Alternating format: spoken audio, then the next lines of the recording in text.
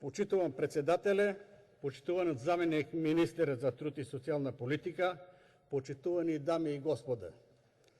Најнапред, како поранешен припадник на армијата, сакам да го изразам моето задоволство што денеска расправаме за еден многу важен закон за припадниците на армијата и цивилниот персонал на служба во армијата. За сите нив, донесувањето на овој закон ќе значи голем празник, затоа што со тоа се решава едно многу важно социјално, правно и материјално прашање. Токму затоа, во оваа прилика, сакам да ја искажам мојата почит и честитки кон министерката за одбрана Шекеринска, која за многу краток период успеа да се донесат неколку закони и документи од стратешка важност за армијата, но и за земјата. Тоа се стратегискиот одбранбен преглед, стратегијата за одбрана, законот за одбрана и законот за служба во армијата, кои се високо компатибилни со слични закони во земјите членки на НАТО. По 10 годишно намалување на одбранбениот буџет, втора година поред истиот е развоен и оди во нагорна линија. Што добиваме со овој закон? Целосна имплементација со законот за служба во армијата, која е компатибилна со законите, слични закони во земјите членки на НАТО.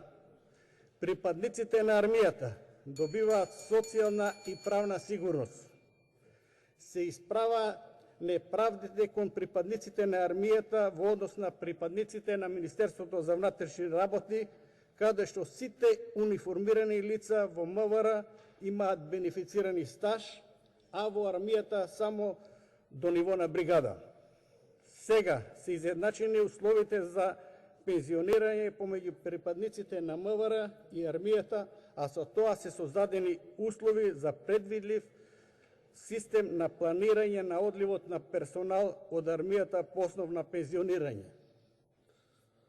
До сегашното законско решение за пензионирање, например, со 55 години возраст и 40 години стаж, е остварливо само со предложениот закон за пензиско и инвалидско осигурување, со кој ќе се обезбеди стаж со зголемување на трајање 12, односно 15 месеци за целокупниот персонал на армијата, кој не остварува тоа право со 12, односно 18 месеци. Пример, офицер кој завршува воена академија со 23 години возраст, работи 32 години и на возраст од 55 години со бенефициран стаж од 12/15 ќе има 40 години вкупен стаж.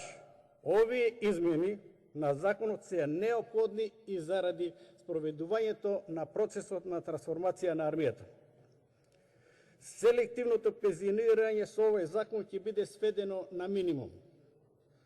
Со зголемувањето на платите од 16% се намалува одливот на кадри што беше загрижувачки. И не само тоа. Околу 6000 припадници на армијата добиваат 7000 денари месечен надоместок за станарина. Тоа е наместо пропаднатиот проект на поранешната власт Армија мој дом. Се исплатија сите јубиларни награди за припадниците на армијата и припадниците на Министерството за одбрана. Се изврши усогласување на пензиите на сите припадници на армијата кои заминале во пензија со пензиски стаж од 25 години во период од 2005 до 2010 година, кои беа дискриминирани во однос на нивните колеги кои заминаа во пензија после 2010. Такви беа 380 пензионирани старешини. Сите овие добија зголемување од 2500 до 3500 денари, во зависност од тоа кој кога заминал во пензија. Моето задоволство за ова е уште поголемо што овој закон го предложивме јас и колешката Сонја Мираковска. Конечно, почнаа да се исплатуваат дневниците во армијата, што последните 11 години беше утопија. Беше подготвен предлог закон за откуп на становите од поранешната JNA, но за жал неговото денесување беше обструирано од опозицијата, како што знаете. Ја користам оваа прилика да ги информирам корисниците на такви станови дека повторно како група пратеници ќе поднесеме таков предлог. Со овој закон и со напред наведените закони на армијата се зголеми интересот за воената професија, која порано не беше атрактивна и од година во година имавме намалување и одлив на кадарот. Порано имавме маргинализирано Министерство за одбрана во однос на милитаризирано Министерство за внатрешни работи.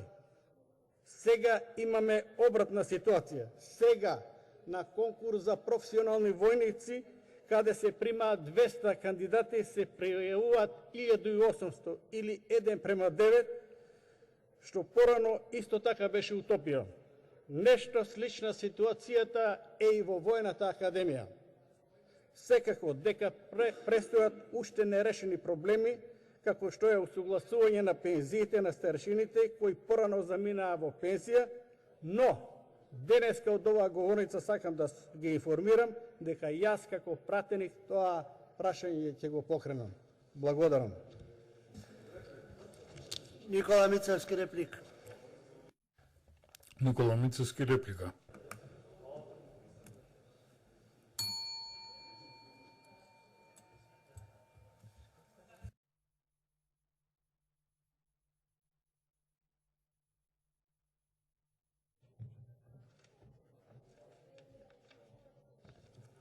Почитувам пратеник Илија Николовски, добро е кога како собрание ќе направиме некое поместување на одредени работи и ќе ги подобриме условите за одредена група на граѓани кои што го очекуваат тоа.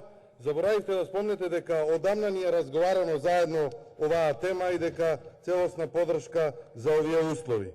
Кога веќе на комисија на пленарна седница на која што присуствуваат од Министерство за труд и социјала, ја испофаливте министерката за одбрана, бидејќи гледам дека имате контакти секојдневни, би ве замолил да и пренесете оно што војската и го кажува, меѓутоа од кадарот кој што е околу неа, не знам дали стигнува до неа, а сигурен сум дека вие како пратеник имате контакти и ќе пренесете.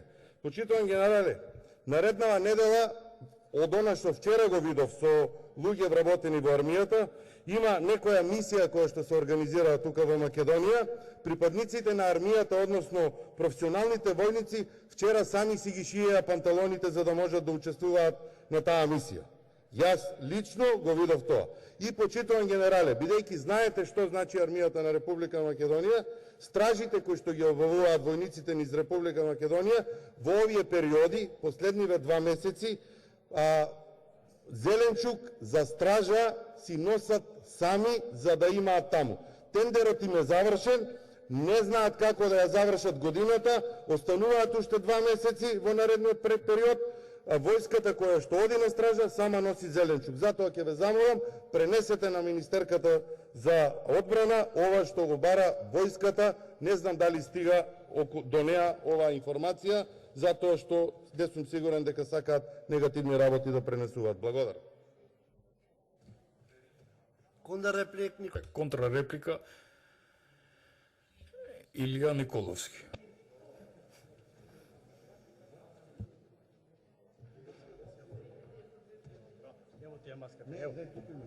А таа некој. Добро.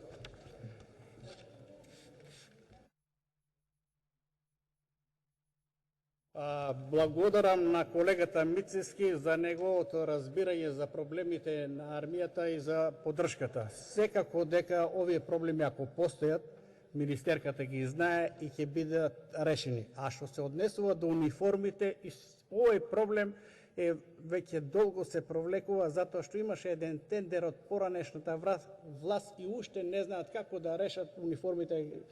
Предпоставам и председател на собранието знае, седат по магазини, не знаат да го решат.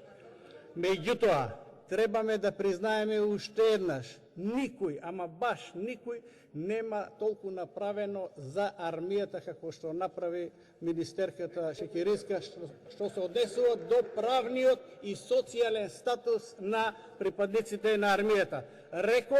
Реков дека постојат проблеми и тоа го и она знае, сме разговарали на таа тема околу подобрување на условите за живот и работа на припадниците во објектите, али на тоа се работи. Благодарам.